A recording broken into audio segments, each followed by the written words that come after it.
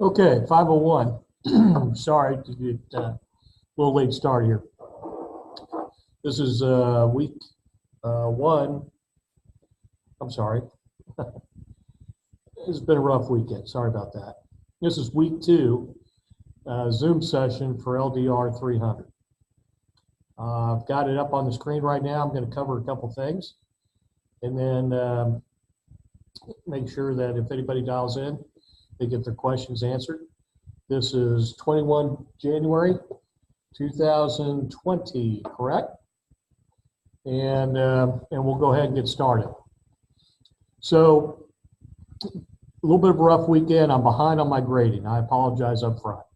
I caught whatever part of this flu bug that's going around, and I didn't think you wanted me grading your work while I was filled with all sorts of medicines and the like with the loopy head. So that will be remedied. I'll have your grades out tomorrow and some feedback. I've looked at a few things. Overall, not too bad. There's some things that we can improve, but that's just a matter like any other course where you're getting used to what I'm looking for, and I'm coming to grips with what and how you write. Okay, and we'll get there together. Looking at the grade sheet, we did pretty good on the quiz. Actually, very good, and I'll cover that here in just a little bit. We have a number of you that don't have your textbook, all right, or are supposed to be getting it this week. So the key on that is I'll work with you, all right. The problem is twofold. One is you've run into it here a little bit, okay. University of Mount Olive policy, as far as recording attendance, means you have to make a substantive contribution to the class, and that isn't just making a discussion forum post. You have to complete the major assignments. So by not having the book, you weren't able to do, obviously, the weekly self-insight exercises or take the quiz. So for those of you that didn't have your book and went through that, you were marked absent. So you probably got a phone call. Again, this isn't bouncing out of class. And again, I understand when things happen. Okay, that's why I put out an email early on that says, if you're having any issues, let me know. If it's a case where the bookstore, University of Mount Olive bookstore, has failed to get the appropriate text, then I'll get engaged. If it's you going through Amazon or a number of other organizations, there's little influence that I can bring to bear. So it's best just to work through it. Again, just a lesson to the wise. As part of a leadership class, make sure you get your text and have it ready to go. The majority of you have, and you've done well, and so we'll proceed on. Those that are getting the text, the thing that I want you to focus on when that text arrives this week is getting this week's assignments complete, okay? That's your first priority, is don't fall further behind. The key to the rest of it is I will put out an email, look for it, and it'll be an announcement that shows up on Moodle, and I will explain what we're going to do, okay? University of Mount Olive syllabus that you all looked at is specific. It says that makeup work, late assignments will not be accepted, and that is the general rule. Having said that, the dean has allowed the instructors a bit of room to deal with what are considered exigencies, okay, things that are beyond your control. So the key here is communication, letting us know early on what's going on so we can work with you, and be candid and frank in what happened, okay, and then we'll own it. The aspect of a family emergency is going to happen, and rest assured, we'll work with you while we lift you in prayer. The oh shucks, and I'm using a non-expletive here, where we didn't read the instructions right we confuse the dates, any number of things. Those are really just part of the learning curve. So what will happen, and what I will propose to happen, is that I be allowed to accept your late work, but that I will assess a late penalty to that of 10% right off the top. So look for that email. That'll explain what's going on. That is probably not the best thing you've heard, but I think it's fair in this regard, and that is something's better than nothing. Getting partial grade is better than zero grade. The other thing that I have to take into account is even though that a number of you don't have your textbook and didn't complete some of your assignments, you are about a third of the class. The other 2/3 were able to get theirs done, and so not very fair to those who got it done if I'm giving everybody else a free ride. Not a free ride. An action without consequence. Okay, enough said on that. That's a broad generality. Of course, I'll talk to you individually if that's what we need to do. Otherwise, the key again is get your text, get your assignments in, and then we'll work on what was missed. All right, so let me highlight in here where we're at. Again, at the top of your Moodle page, you'll see, note, I keep saying, make sure that you read, notate, highlight, and hold on to your text. This text you're going to see again and use again a lot, I guarantee you. So the more you hold on to it, the more you know it, the more you reference it, the better you'll do in University of Mount Olive work. Okay, weekly office hour Zoom sessions. I'm obviously scrolling down on the Moodle page. If you click on this link, you'll see I've got last week's Zoom session recorded. I uploaded it that night right after the Zoom session was done. Okay, so if you click on that link, you'll see it. Brief synopsis of what was covered, and the link to YouTube where you'll find it. Going over to YouTube, you'll see it. I've got my cursor on it right now. That week was about 31 minutes, didn't quite go to 40 as I tend to like to do.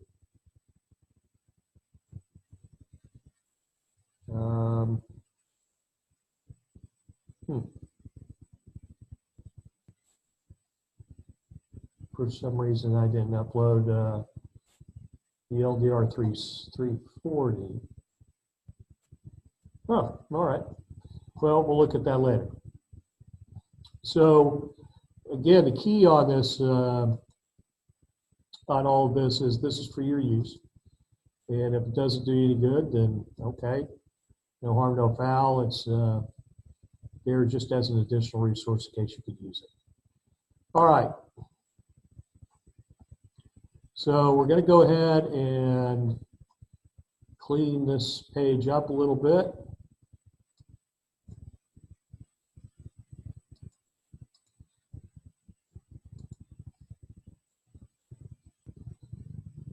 And we'll do that by closing down this one. So again, all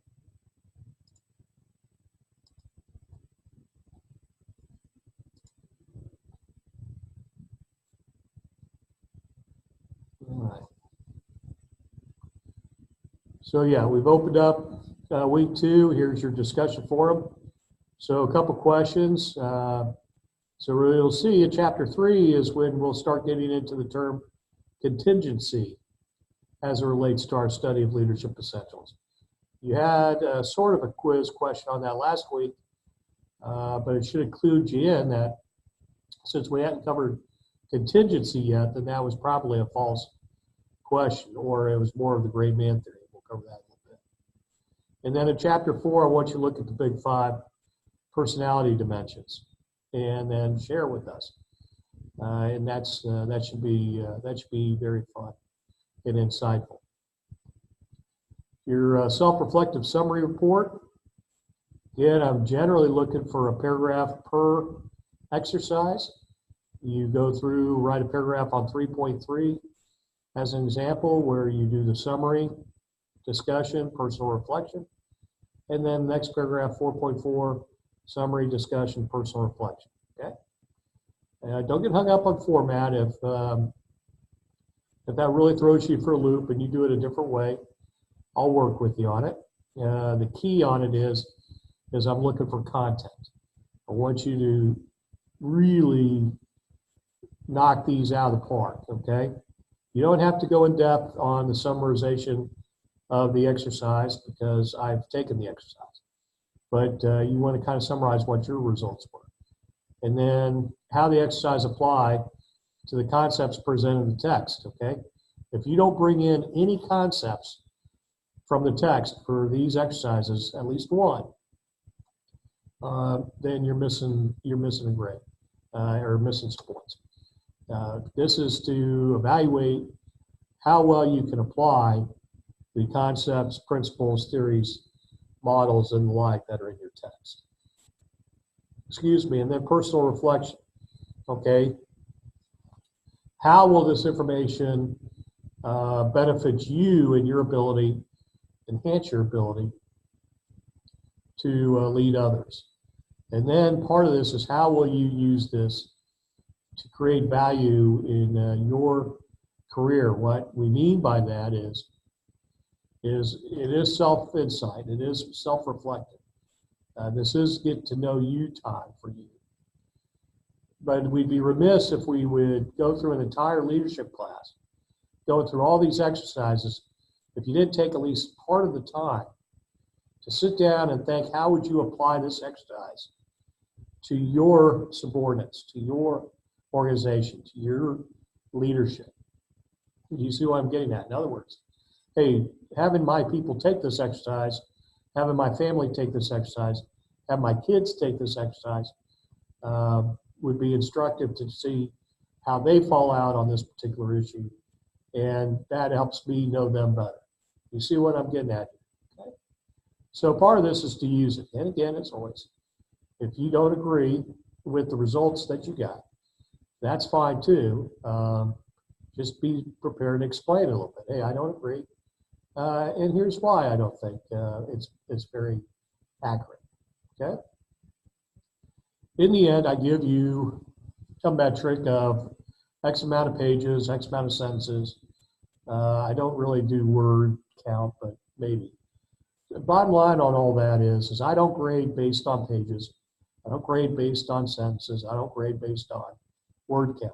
If you could get your points across in less than a page, in 50 words, then do that. And more power to you. Brevity is the soul of wit. Okay? That said, if it takes you 30 pages and multiple sentences and hundreds of words to get your point across without filling up that paper with fluff, then do that, okay? The key on it is remember in this course, okay, you're to take a stand, to take a position, right, your position statement, which is your conclusion, and then the evidence used to support that. Okay, I think this to be an effective leader because evidence, evidence, evidence. Okay, this is the key to effective communication. All right, don't beat around the bush. Don't use passive voice.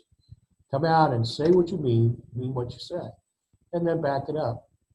Okay. All right. And then of course the quiz. Quiz again will open up at noon. I finished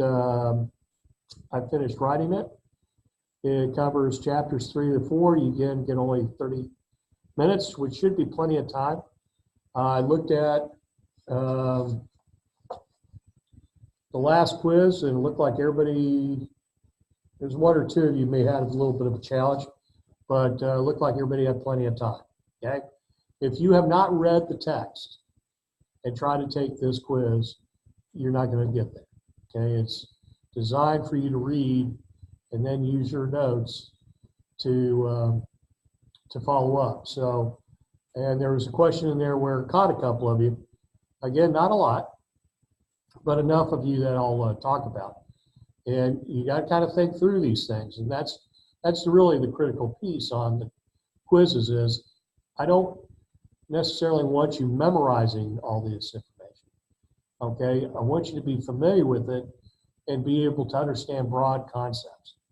Okay, because once you understand those and are able to work through those, then the rest becomes a little bit easier. Okay, this is not time to regurgitate. This is time to understand, apply to your experiences, apply to your past work history, apply to what you know is real, and then develop your leadership styles from there. Okay, so with that, oh, and by the end of this week and into next week, I'll give you the rubric or a little bit more information on the paper coming up. Okay, let me divert here for just a second. Check something out while I'm thinking about it.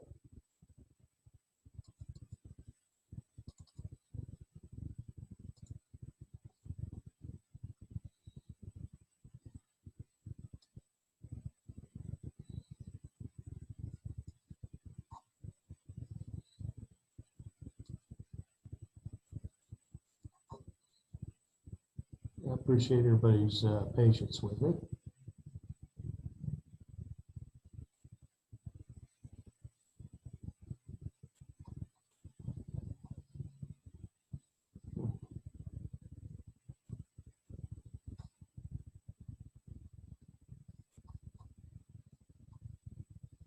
Well, I'll take a look at that here in just a minute. All right, let's take a look at the quiz, shall we? All right, got it up here on my screen for everybody to be able to see. Should see. Okay, current events. Hey, just a couple things I saw that I thought were pretty funny. One, hyphenated, non-hyphenated. The irony, I just thought that was funny. Understand a good quote there from Henry Ford. Not able to build a reputation on things you're going to do. You build it on what you do. Okay. So written assignments, again, everybody did pretty good. A couple things that I like you to make sure you focus in on is what are called homophones. Homophones are words that are spelled differently and have different meaning and will not be caught by spell check.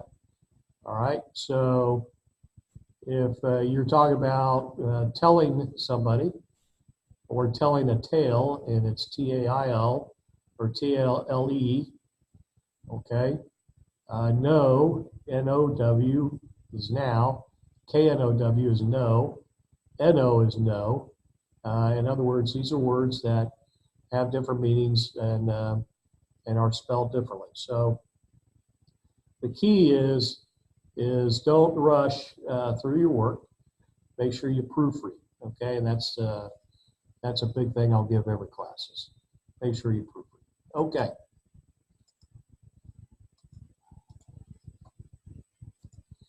All right, so like I said, we're going to talk about the quiz here. All right, quiz number 1, 10 questions, 5 true false, 5 best answer. 8 of you scored 100, which was phenomenal. Great job. 5 of you hovered in the 90 percentile, which is still at A minus. Great job. Okay, and then we trailed off. Had 6 that didn't take it. So again, these are individuals that didn't have the text, and we're going to give them another opportunity later, but they will not be able to attain a 100 like you did, okay? All right, so what do we have trouble with? Looks like questions number 4 and number 10. Okay, the way I work my quizzes is if you, I don't write any questions to trick you. It's straight up. So don't overthink the question. Just understand it's me asking and then answer, okay? I'm not trying to trip you up. I'm not trying to be sneaky. if 3/4 of the class, meaning well more than half, miss the same question, then I'll go back and look at the question and throw it out if I need to. Okay, but if the majority are getting hundreds or not having any problems, then the question's going to stay. Okay. All right. So number 4. What was number 4? The contingency approach to leadership sought to identify the traits leaders possess that distinguish them from people who are not leaders. Okay, so that right there was the dead giveaway. Contingency theory you're going to read about in chapter 3, so we hadn't even got to it. The best trait theory, the great man theory, is the predecessor to contingency, and that was you found somebody who was a great leader, you looked for traits that he or she had, and then you would emulate those and you'd be a successful leader. That was the theory. We understand that doesn't always work. In other words, in chapter 3, we're going to learn contingency theory, that it depends on the situation and it depends on who we're dealing with and how we're dealing with them to develop or devise the best method, whether that's a trait or a style or a method or what have you. Okay, so that one should have been false. All right, and if you need to look at it, look at page 37. Okay, previous, number 10. Okay, so number 10, all right, so we're talking LMX, right? Leader-member exchange. High-quality leader-member exchange relationships have been found to lead to very positive outcomes in the organization. Okay, that's straight off page 54. All right, your distractors, high-quality leader-member exchange shouldn't lead to poor job satisfaction in the long run. It should lead to good. It will not give lesser responsibility and authority. The whole idea is to give more. And it will support the sharply differentiated in-group and out-group relationships. It's going to help the in-group, but not the out-group, okay? So again, pretty straightforward, straight out of your text. Okay, all right. So we've got a number of slides, and I'm giving you these slides for your work. They should help you in your studies, just to kind of reinforce key points. So if I came out and asked you, hey, what did you get out of chapter 3? Pick one principle or something, anything. Then hopefully you would be able to pick one out. So chapter 3 is really good. So we have, the first would be it's Fiedler's contingency model, right? Key relationships along with style, situations, and group task. You could have brought out path goal theory of leadership, where it is the leader's determination to set the follower on a path and then reduce those obstacles in the subordinate's way. And then we have the Vroom-Yago model, okay, which is all about follower participation in specific types of situations. Okay, a key element of that Vroom-Yago contingency model is it focuses on various degrees of participative level leadership and how each level influences quality. So what are some of those styles? Okay, well, we start to find out that it's autocratic, where I make all the decisions. It's all the way down to diplomatic or delegatory, right? Okay, and so again, being able to go in and understand the basis of the theory, what's behind it, how it's used, these are the real keys. I'm not going to ask you a question of, explain to me the Vroom-Yago model. I'm not really so much interested in you being able to regurgitate the elements of the model as much as I want to see how you apply it to a real life situation, or as close to one as we can find. Okay? All right. And then chapter 4, the leader as an individual. Again, looking through some of these, it talks about instrumental and ed values. Okay, so blind spots, self-awareness, things of that nature, okay? Make sure you understand this concept of values, all right? Instrumental and end values, all right? We all look at situations differently, okay? And I could come out and ask you, who here, by the time you graduate from University of Mount Auburn, wants $1 million? We probably all say, yeah, well, all of us want that, okay? That's an example of us sharing an end value, having $1 million. Now, what if I told you the way we're going to do that is by robbing a bank? Okay, the way we're going to get to our end goal of $1 million is we're going to rob and steal from somebody else. Some of you probably would say, I'm not up for that, okay? This is an example of instrumental values, okay? In other words, how that value guides thoughts and behavior, all right? How we get there to an end value is part of the morality, the ethics of leadership, okay? We don't necessarily prescribe to the end justifies the means Machiavellian view, all right? There are certain things that we want to do on the up and up. That's just part of it. Okay, I told you one of the discussion questions is the big five, right?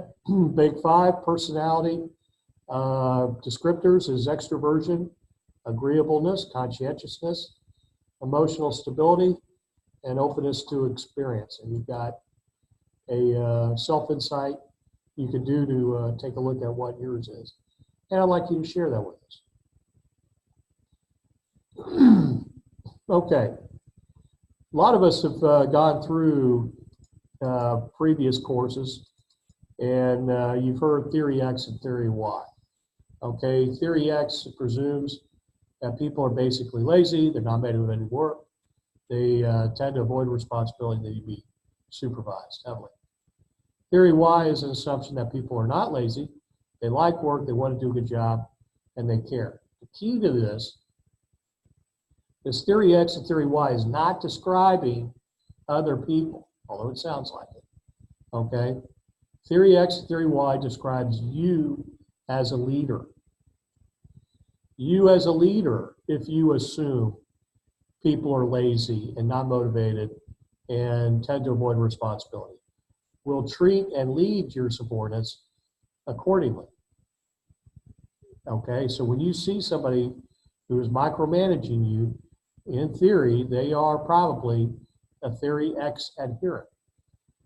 Conversely, if you tend to assume people are not trying to get by, that they want to do a good job, that they care about the work they're doing, they enjoy it, that you want to empower them, then you are a theory Y adherent. Okay, do you see what I'm getting at here? Okay? All right. All right, and then we start getting into perceptions, attributions, and the like. We start getting into distortions and things of that nature. One of the things you need to make sure you understand is the fundamental attribution error, okay? This is a tendency to underestimate the influence external factors have on another's behavior and overestimate influence of internal factors, okay? Part of this is you may be thinking that person is reacting to what you've done or what you said, when in fact they may be more influenced by a problem at home or something that occurred on the way to work or their own walk with God. I mean, it's making sure that we don't get too caught up in ourselves. Okay, the fundamental attribution error can also be applied into issues of success. Okay, people tend to think, hey, we had success. That's because I'm the good leader. I'm the one who did that. Me, it's me. I did it. Well, be careful. Okay, there were external factors that occurred here, and it may not be you that was the cause of that success. All right, cognitive style. All right, you may have heard cognitive in other classes. And remember, don't get too caught up in the terminology as much as understand what they're telling you. Cognition is the ability to think. Cognitive, thinking through the problem. Affective is affairs of the heart. I'm touching my heart. The emotion-based, how we feel. Okay? Cognitive, how we think. So in this case, how we process, interpret, and use information. All right? Generally, that's your left hemisphere. Logical, analytical thinking, linear approach to problem solving. Okay? And then an affective style where you're leading by emotion. Okay? And that's a whole different story. So you'll find Herman's whole brain model to be of interest. You get an introduction to the Myers-Briggs type indicator. I really suggest you do this. I think it's worthwhile. Many of you already have. Finding out whether you are more introverted or extroverted, whether you tend to sense more than go by intuition, thinking versus feeling, cognition versus affective. Again, try to find out a little bit more about you. Okay. Well, I think that's plenty right there. Nobody has dialed in, so let me change my screen back to the course, and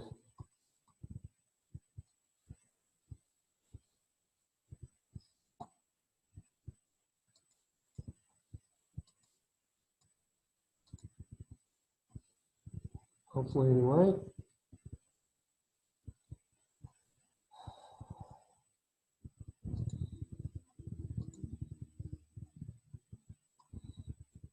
All right, I think we got it. I'm going to go ahead and look up something here real fast. Try to figure out why.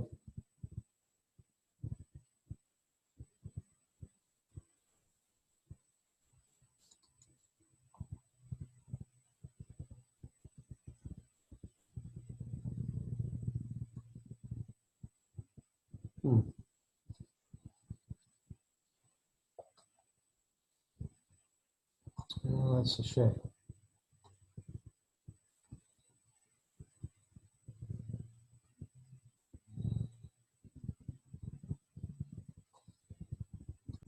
All right, well, we'll keep recording. I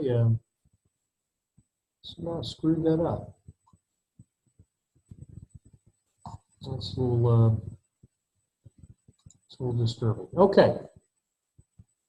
So again, sorry, got a little distracted there. I tend to chase squirrels. All right. So again, everybody, hang in there. We're just 1 week down. Plenty to go. Plenty of time to get this. The key on it is don't just blow through this textbook. Don't just look at words and then say you're done reading it. I mean, really try to take some time and study this. This is great information. This is your time. This is a field that you've chosen that's of import, and this is the way you build that toolkit. Okay, I really can't stress that enough. That this is an opportunity for you, and a unique one at that, to come to grips with who you are and how you want to approach future assignments or responsibilities, whether you're going to pursue that in somebody else's organization, start your own, whether that's in your family, your church. I mean, all these things can be applied, because in the end, what we're really also saying here is this is how you deal with people. Okay, and that is not just in a work relationship. Okay, and I'm not saying we do this to get an unfair advantage on people and tend to manipulate them. I'm not saying that at all. But what I am saying though is you're going to find that the information in this text and in this course is a great use and provides remarkable opportunities for you, no matter the situation, whether that's in the workplace, whether that's a business, whether that's a nonprofit, whether that's a consulting firm, whether that's the military. I mean, all of these things are principles, models, behaviors that are generally universal. I'm sure there's always going to be some exceptions. But again, take a hard look at that. Make sure you understand contingency theory as we've articulated. All right. Look, I'm not going to keep you all much longer here. I really appreciate you dialing in for those who tried.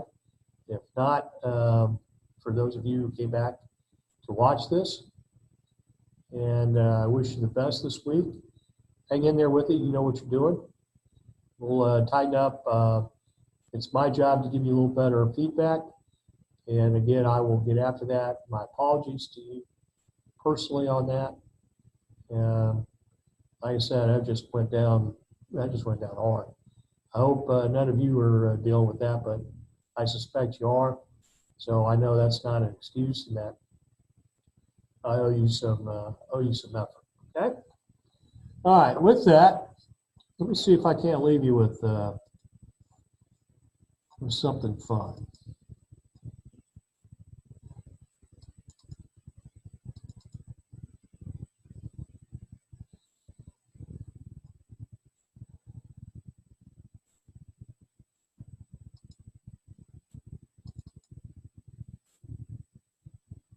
I used to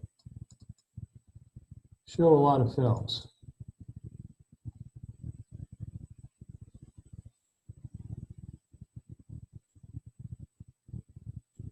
Yeah, here we go.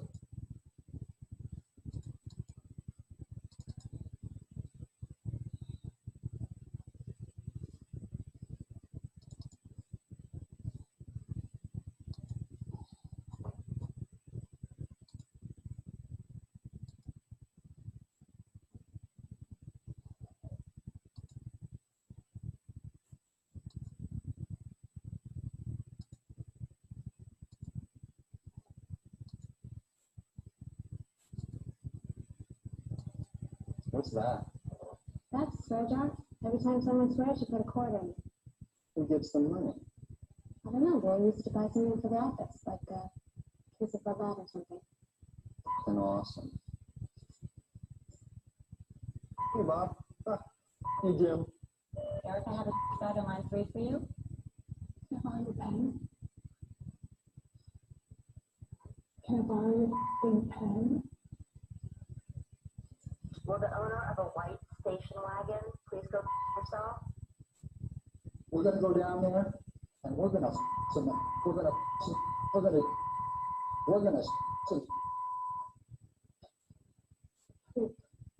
Ben Chaps. I'm so proud of you suckers. Here.